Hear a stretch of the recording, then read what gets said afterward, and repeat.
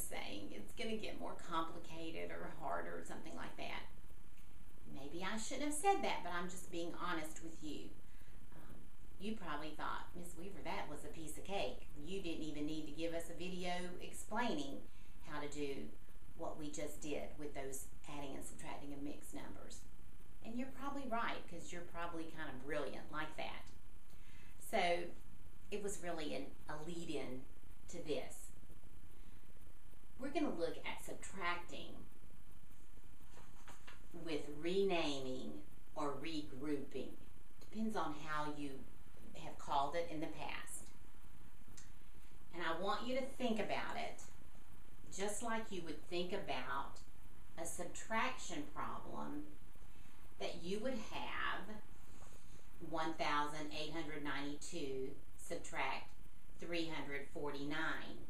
I cannot take 9 from 2, but I can come over to the 9 and regroup and get a group of 10 and add it to the 2 and then have 12 and take away 9. So I've regrouped or renamed in order to subtract. You've done that. You've done that for 2 or 3 years now, I hope anyway. So that's what we're going to do with fractions. Subtracting with renaming. I've already set this up with our equivalent fraction. The problem is 2 and 1/2 take away 1 and 5/6.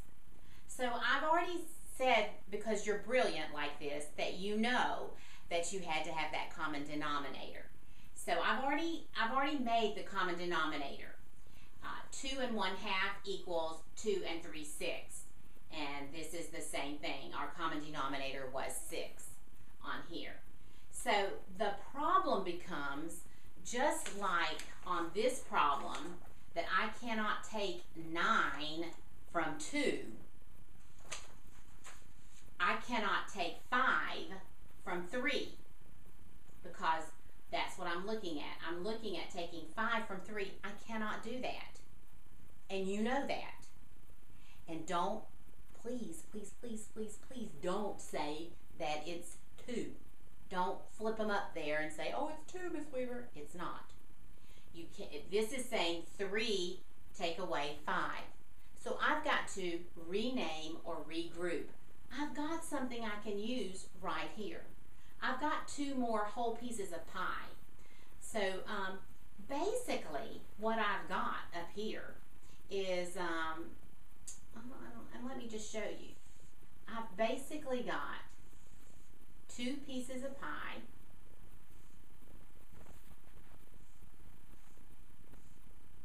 and 1/2 of a pie. Let me cut right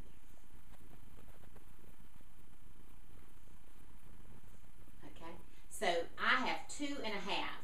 I'm just going to kind of shade it so you know how much I've got. This is how much I have. So I know that I can come over here and get a little bit more.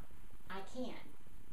So what I'm going to do is I am going to take, and this is this whole piece is really 6 over 6, right? 1, 2, 3, 4, 5, 6. 6 pieces out of 6. So I'm going to take that one of these, and I am, just like I take this and to add a group of 10, I'm dealing with fractions. So now I'm going to have 1 left, and that 1 that I'm coming over here, I'm going to use 6, 6 and add it to my 3, 6. If I have 6, 6 and add it to my 3, 6, I'll now have 9, 6. I don't have a 2 any longer because I've regrouped it. I've used it and put it in here.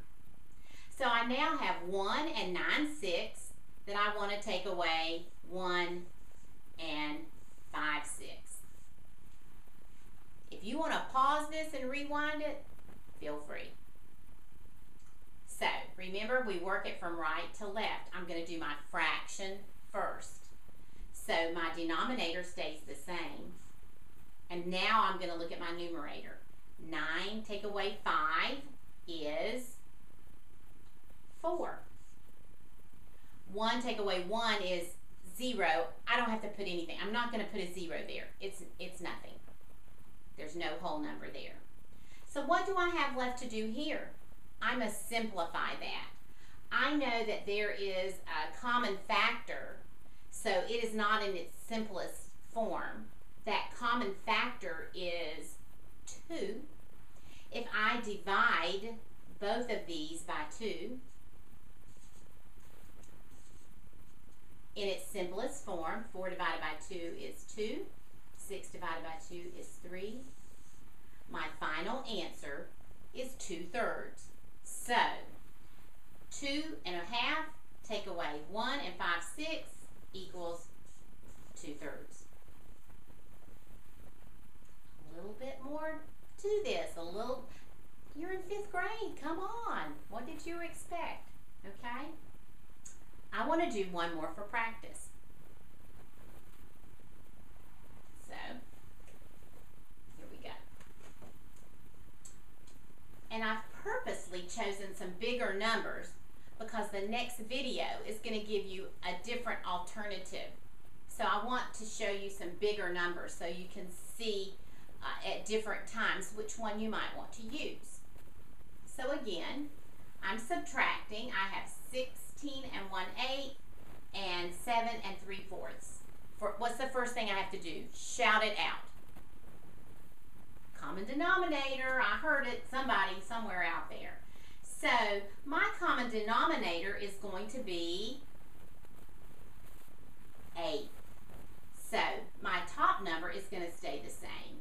So it's going to be 16 1/8 and 7 4 times 2 gives me that 8. So I must do the same thing to the numerator. 3 times 2, 6. I have 1. Can I take away 6? Absolutely not. But I've got a whole bunch more over here that I can use and get some more. So I'm going to do that. I'm going to rename, I'm going to regroup. Some people say borrow, but I don't like that term borrow, but if that's what you're comfortable with, I'm going to get one of these wholes. I'm going to be left with 15.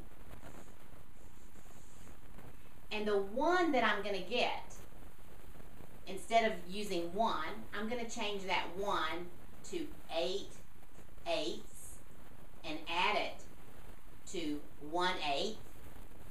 What do I get? 8 eighths plus 1/8 is 9 eighths. Okay, look again what I've done. I've got all these holes over here. If there are all these pizzas, I've got 16 whole pizzas and one little slice.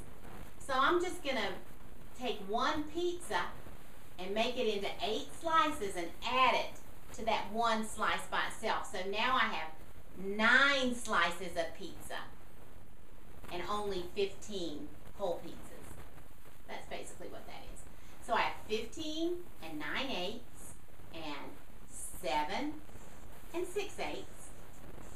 Now I have 9. Can I subtract 6? Yes, I can. Remember, I'm going to do the right to left first. I'm going to always do that side first. I'm going to keep my denominator. So I'll go ahead and put it down first so you'll remember that. 9 take away 6 is 3. You better catch me if I make a mistake. And 15 take away 7 is 8. Can my fraction be simplified? No, it cannot. So my answer is 8 3/8. It doesn't matter, that's fine to leave it there, but I just want you to see right here. So 16 1/8, take away 7 3/4, 8 3/8. This is just one way that we can subtract by renaming. I want you to look at this, pause it, understand it. In the next video, I'm going to show you another way. You have to decide which way works best for you. And then you embrace it, love it, eat it, and use it so you get your answers correctly.